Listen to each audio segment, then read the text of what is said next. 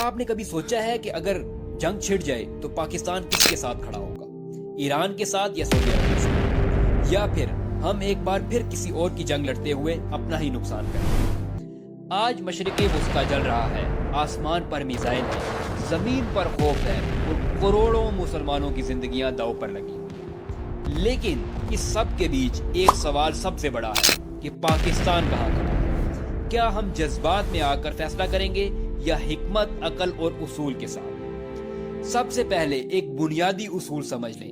اللہ تعالیٰ قرآن میں فرماتے ہیں یا ایھا الذین آمنوا کونوا قوامین للہ شہداء بالقسط، اے ایمان والو اللہ کے لیے انصاف پر قائم رہنے والے بنو۔ یعنی ہمیں ہر حال میں انصاف کے ساتھ کھڑا ہونا ہے، چاہے وہ ہمارے خلاف ہی کیوں نہ ہو۔ ایک اور جگہ اللہ تعالیٰ فرماتے ہیں وَلَا يَجْرِمَنَّكُمْ شَنَآنُ قَوْمٍ عَلَىٰ أَلَّا تَعْدِلُوا اعْدِلُوا هُوَ أَقْرَبُ لِلتَّقْوَىٰ، کسی قوم کی دشمنی تمہیں انصاف چھوڑنے پر مجبور نہ کرے۔ یہی وہ اصول ہے جو آج ہم بھول چکے ہیں۔ اب آتے ہیں جنگ اور طاقت کے معاملے پر۔ اللہ تعالیٰ فرماتے ہیں وَقَاتِلُوا فِي سَبِيلِ اللَّهِ الَّذِينَ يُقَاتِلُونَكُمْ وَلَا تَعْتَدُوا، اللہ کی راہ میں ان سے لڑو جو تم سے لڑتے ہیں، لیکن زیادتی نہ کرو۔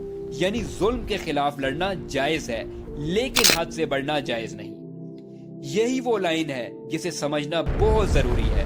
اگر کوئی ظلم کے خلاف کھڑا ہوتا ہے تو وہ قابل حمایت ہے، لیکن اگر اسی بہانے بے گناہ مسلمانوں کو نقصان پہنچے تو وہ جہاد نہیں، بلکہ اللہ تعالیٰ فرماتے ہیں واللہ لا يحب المفسدین، اللہ فساد کرنے والے کو پسند نہیں کرتا۔ اور مسلمانوں کے بارے میں نبی کریم صلی اللہ علیہ وسلم نے فرمایا المسلم اخو المسلم لا یظلمہ ولا یسلمہ، مسلمان کا بھائی ہے، نہ اس پر ظلم کرتا ہے اور نہ اسے تنہا چھوڑتا ہے۔ اب ایک لمحے کے لیے رکیں اور خود سے سوال کریں، اگر کسی کارروائی کی وجہ سے مسلمان ممالک کی معیشت تباہ ہو جائے، پانی، بجلی اور روزگار ختم ہو جائے، تو کیا یہ اس حدیث کے خلاف نہیں؟ اب آتے ہیں پاکستان کی حقیقت کی طرف۔ ہم جذباتی قوم ہیں، ہم فوراً فیصلہ کر لیتے ہیں، لیکن کیا ہم واقعی اس پوزیشن میں ہیں؟ اللہ تعالیٰ قرآن میں فرماتے ہیں وَلَا تُلْقُوا بِأَيْدِيكُمْ إِلَى التَّهْلُكَةِ، اپنے آپ کو ہلاکت میں مت ڈالو۔ یہ آیت ہمیں کیا سکھا رہی ہے؟ کہ ایسا کوئی قدم نہ اٹھاؤ جو خود تمہاری تباہی کا سبب بنے۔ اور ایک اور جگہ اللہ تعالیٰ فرماتے ہیں وَأَعِدُّوا لَهُم مَّا اسْتَطَعْتُم مِّن قُوَّةٍ، ان کے مقابلے کے لیے اپنی طاقت کے مطابق تیاری کرو۔ یعنی پہلے اپنی طاقت بناؤ، پھر بڑے فیصلے کرو۔ آج پاکستان کی حقیقت کیا ہے؟